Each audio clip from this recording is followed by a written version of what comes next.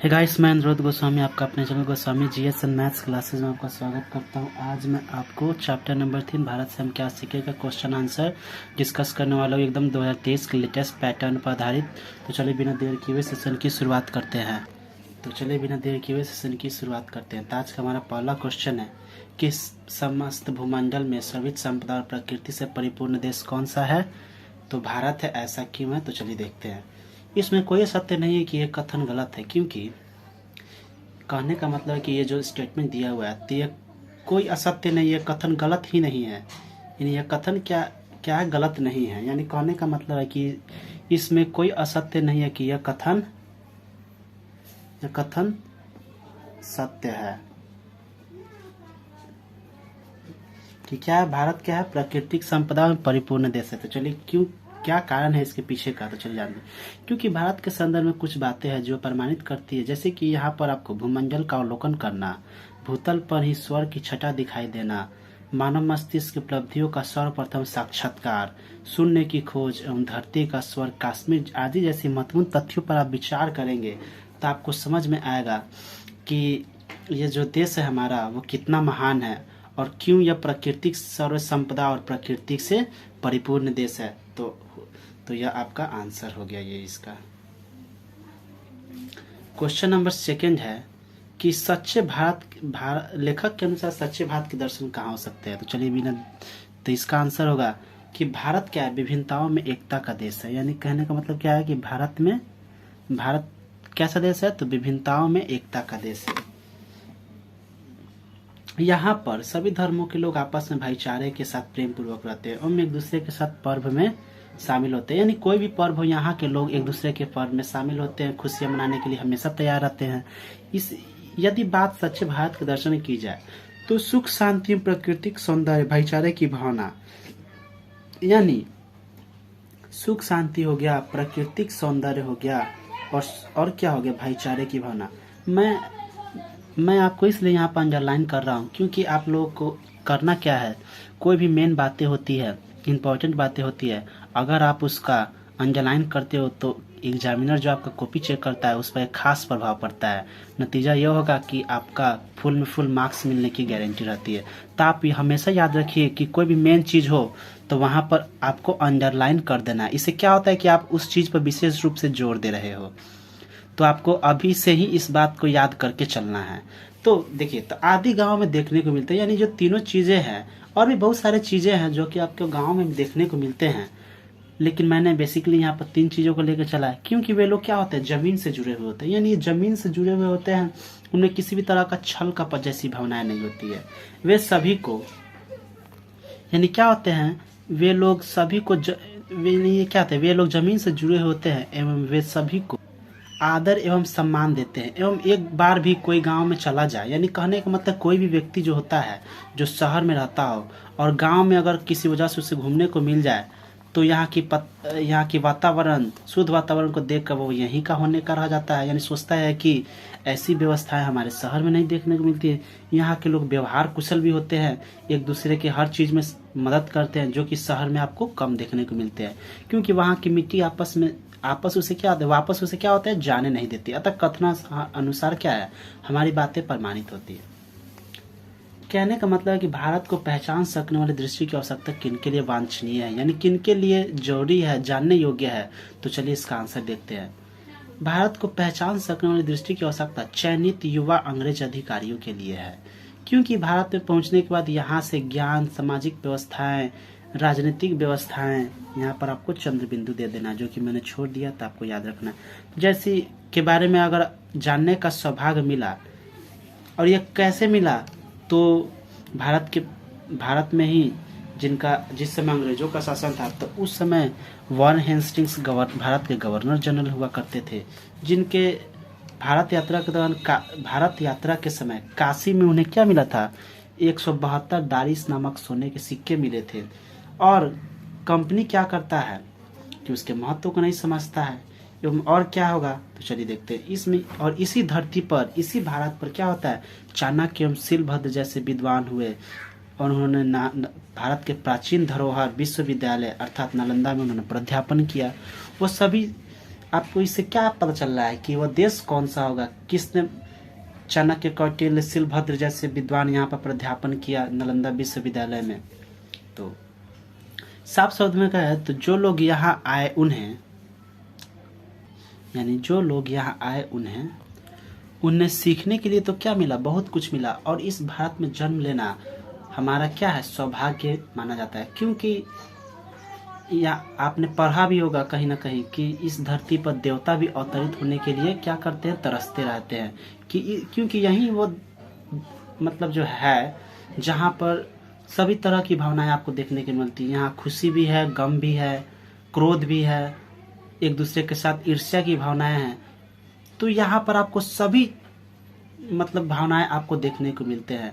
जैसे कैसे जब सीता जी खो गई थी, रावण लेके चला गया था, तो उस समय भगवान राम कितने दुखी में थे। यानी ये सब धरती लोक में ये सब भावनाएं ज्यादातर देखने को मिलती है।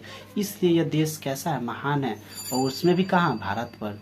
तो ये हमारा देश क्या हुआ? बहुत ही महान हुआ। क्वेश्चन नंबर 4 यह है कि लेखक ने किन क्षेत्रों में अभिरुचि रखने वालों के लिए भारत का प्रत्यक्ष या अनावश्यक बताया? तो चलिए देखते हैं। लेखक का कहना है कि अगर कोई व्यक्ति वनस्पति जगत में अध्ययन में रुचि रखता है तो भारत एक ऐसी फुलवारी मालूम पड़ेगा। जैसे कि यहाँ पर हरकर्ष जैसे वनस्पति वैज्ञानिक ने को क्या किया? यहाँ पर आकृष्ट करने के लिए यहाँ पर आकृष्ट किया ताकि वो यहाँ पर क्या कर सके? वनस्पति विज्ञान के क्षेत्र में अनुसंधान कर सके। उनको यहाँ पर रुचि लाया, उनके अंदर इस बात को लेकर रुचि आया। और क्या हुआ कि कोई व्यक्ति भू विज्ञान से संबंधित रुचि रखता है, यानी कहने का मतलब है कि भूमि विज्ञान क्या हुआ? ज्योग्राफी हुआ। अगर कोई व्यक्ति ज्योग्राफी के क्षेत्र में कुछ करना चाहता है तो हिमालय से लेकर श्रीलंका तक की विशाल भूप्रदेश उसकी प्रतीक्षा कर रहा है। अगर कोई व्यक्ति निर्वंश विद्या अर्थात मानव शास्त्र के बारे में जानकारी ग्रहण करना चाहता है तो भारत ही क्या होगा? ऐसा संग्रहालय नजर आएगा। जीता जागता ही ऐसा संग्रहालय नजर आएगा। आदि तथ्यों से क्या होता है? यह स्पष्ट प्रमाणित होता है कि किसी भी क्षेत्र में रुचि रखने वालों के लिए भारत का द्वार क्या है? हमेशा खुला है। यानी ये बातें क्या होती है? प्रमाणित होती हैं। क्वेश्चन नंबर 4 है कि लेखक ने वारेन हेस्टिंग्स से संबंधित किस दुर्भाग्यपूर्ण घटना का हवाला दिया है? तो चलिए देखते हैं। सबसे पहले इस क्वेश्चन को जानने से पहले आपने देखा होगा कि कैसे इस क्वेश्चन में एक वारेन हेस्टिंग्स नामक व्यक्ति होते हैं जो कि भारत के गवर्नर जनरल होते हैं, जिसमें भारत हमारा अंग्रेजों से क्या था? गुलाम था। तो यह इनको वाराणसी नामक स्थान पर 172 सोने के दारी सिक्के मिलते हैं और ये पाकर वे काफी खुश होते हैं। वे क्या होते हैं? इनके महत्व को समझते हैं और अपनी योग्यता का परिचय देने के लिए और अपनी बहादुरी का परिचय देने के लिए वही सिक्के को क्या करते हैं? इंग्लैंड भेज देते हैं। लेकिन उन मूर्खों ने या कहे तो अंग्रेज अधिकारियों ने इसके महत्व को नहीं समझते हैं। तत्पश्चात क्या होता है? उसे गलाने का काम करता है। नतीजा यह होता है कि जब वारेन हेस्टिंग्स साहब जब अपने देश लौटते हैं तो उन्हें सिक्का नहीं मिलता है, जिसे सोचकर वो क्या होते हैं? काफी क्या होते हैं? उन्हें बुरा लगता है कि जो मैंने अपने कंपनी की तरफ वफादारी निभाया और इसी कंपनी ने उसके महत्व को समझे बिना क्या किया? उसे नष्ट कर दिया। तो बेसिकली आप पढ़ोगे तो आपको ऐसे ही समझ में आएगा। तो देख लीजिए, ये आपको रटना नहीं है। क्या होता है कि बहुत सारे स्टूडेंट आपको देखने को मिलेंगे जो कि रटते हैं। मैं आपको कैसे इसको अपने ही शब्दों में बता रहा हूँ। और आपके एग्जाम में भी ये लिखा जाता है, स्पष्ट रूप से नोटिस रहता है कि परीक्षार्थी यथासंभव अपने शब्दों में ही उत्तर दे और साफ साफ शुद्ध हो और थोड़ा हर्षिकार दीर्घिकार अच्छे से हो।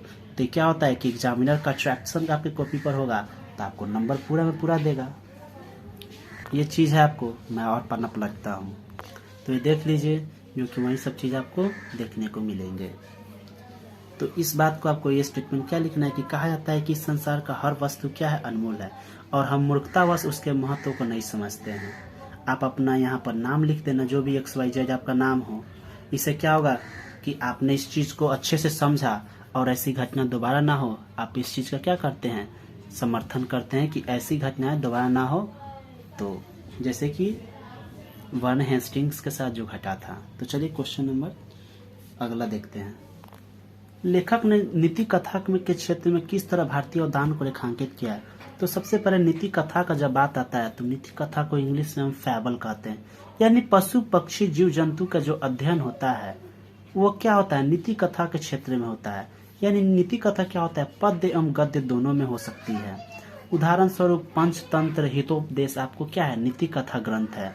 पंचतंत्र विष्णु शर्मा का है और हितोपदेश किसने लिखा है, ये आप लोग कमेंट में लिख के देना। तो चलिए इस क्वेश्चन का आंसर देखते हैं। सबसे आपको इसका डिफिनेशन लिख देना है नीति कथा का, जिसको इंग्लिश में क्या बोलते हैं, फैबल बोलते हैं। उसके बाद चलिए इसके स्टेटमेंट को देखते हैं। यदि हम भारत के संदर्भ में देखते हैं तो नीति कथा के कारण ही भारत में क्या हुआ, नवजीवन का संचार हुआ है, यानी नई भावनाएं विकसित हुई। क्योंकि प्राचीन काल से भारत का व्यापारिक संबंध आप सभी जानते थे कि मिस्र के साथ था, इराक के साथ था, फारस के साथ था, जिसको आप लोग क्या बोलते हैं, पर्सिया बोलते। तो इन सभी के साथ हाथी दांत हो गया, मोर हो गया, हाथी दांत हो गया, मोर हो गया, लाल पत्थर हो गया, सभी का क्या होता है, आवागमन था। आपने सिंधु घाटी सभ्यता में पढ़ा होगा कि उस समय भी क्या था, भारत का व्यापारिक संबंध विदेशों से था। तो आवागमन बनता है। उदाहरण स्वरूप हम देखिए तो शेर की खाल में गधा जो है, वह कहानी कैसे यूनान के प्रसिद्ध दार्शनिक कौन थे, प्लेटो के क्रटिलस में स्थान हो गई। इसका यही नतीजा होता है कि हमारा जो व्यापारिक, राजनीतिक, सांस्कृतिक जो भी संबंध था वो विदेशों से था। नहीं तो कैसे आपको पता चलेगा कि यूनान का बुक में हमारा जो कहानियां कैसे एक उच्चतम कहानियों के श्रेणियों में आ गया। तभी ना आया होगा जब एक देश की वस्तु दूसरे वस्तु में गया होगा। इससे तथ्य हमारा प्रमाणित होता है। क्रटिलस में क्या हुआ, अपना स्थान पा गया, जो कि पूर्वी देशों से क्या ली गई थी, उधार ली गई। यानी कैसे पूर्वी देशों से जो चीज उधार ली गई थी और कैसे यूनान के किताबों में अपना स्थान पा गई, यह तभी हुआ होगा जब एक दूसरे के देश का क्या होगा, यात्रा, कोई व्यक्ति एक दूसरे देश के साथ यात्रा करके वहां का सामान उन्होंने यहाँ लाया और यहाँ का सामान उन्होंने वहां किया। जैसे कि अंग्रेज ने किया था, सूती कपड़ा को क्या किया था, यहाँ से मसाले और बहुत सारे चीज सस्ता में खरीद कर, यानी क्या था, यहाँ कहने का मतलब है कि कच्चा माल यहाँ से ले जाता था और यहाँ से बनी हुई वस्तु को यहीं पर बेचने का काम करता था ऊंचे मूल्य पर। नतीजा क्या हुआ, भारत को लूटता चला गया। तो hope you guys like this video आपको अच्छा लगे तो प्लीज इसे लाइक, शेयर और हमारे चैनल को स्वामी GS एंड मैथ्स क्लासेस को सब्सक्राइब कर दीजिए। आपको बस एक ही बात याद रखना है कि रटना नहीं है, रटने से आपको कुछ नहीं होगा। तो आज मैं 6 तक बताया हूँ, कल मैं आपको पूरा करवा दूंगा। तो धीरे धीरे पढ़ते रहिए, इसको आप अच्छे से लिख लीजिए और इसका अच्छे से रिवीजन कर लीजिए। कल मैं आपको फिर इसी टाइम पर मिलता हूँ।